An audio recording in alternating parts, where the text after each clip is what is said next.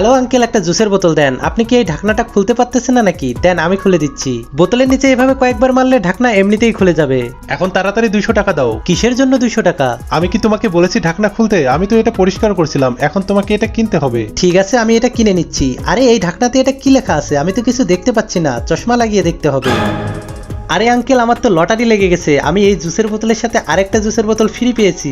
আরে এটা লেখা থাকলে ফ্রি পাবা না তো, এরকম লেখা থাকলে ফ্রি পাবা। দাঁড়ান, আমি ভিডিও করে নেই যাতে পরের বার ভুল না হয়। বলেন আঙ্কেল, এরকম লেখা থাকলে তো আরেকটা ফ্রি পাওয়া যায়, তাই না? হ্যাঁ। এখন দেখেন আমি কি করি।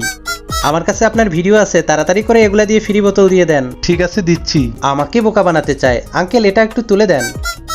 এই ছেলে শোনো, আমাদের দোকানে আরেকটা অফার চলতেছে। তুমি 100 টাকা পেমেন্ট করলে 500 পাবে। এটা শোনার পরে রাফি 100 টাকা পেমেন্ট করে দেয়। করে দিয়েছি পেমেন্ট। এই নাও তোমার 500। এটা তো টাকা না, এর নাম তো 500। আমি কখন বলেছি তোমাকে টাকা দিব? আমি তো 500 বলেছি। আচ্ছা, এ তাহলে আমাকে বোকা বানাইছে। দাঁড়াও, এর বদলা আমি এক্ষুনি নিব। আঙ্কেল, ওই দিকের জিনিসগুলো কত টাকা করে? 80 টাকা করে। আমি আপনাকে 100 টাকা দিব, তার বদলে আমি ওই দিক থেকে যে কোনো একটা জিনিস নিব। ঠিক আছে, পেমেন্ট করে দিয়েছি। এখন ওই দিক থেকে একটা জিনিস নাও, মানা করবো না। রাফি ওই দিকে যায় আর দোকানদারের মেয়েকে সাথে নিয়ে যেতে থাকে।